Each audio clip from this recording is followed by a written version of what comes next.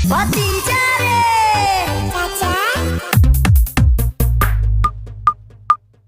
फिर से आ गया भोजपुरी का एक और होली गाना। अरविंद अकेला उर्फ कल्लू जी के आवाज में, जिस गाने का नाम है फागुन में आए हाय हाय। इस गाने को गाया है अरविंद अकेला उर्फ कल्लू जी और शिल्पी राज ने, और इस गाने को लिखा है अजय बच्चन ने, और इस गाने को बहुत ही प्यारा म्यूजिक दिया है रोशन सिंह ने।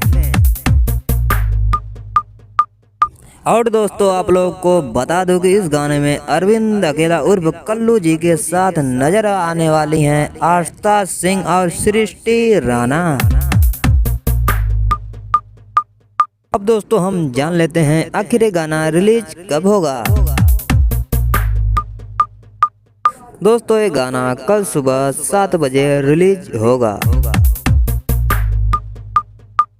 तो दोस्तों देखना ना भूलें कल सुबह 7 बजे अरविंद अकेला का बहुत ही धमाकेदार गाना फागुन में आए हाय हाय।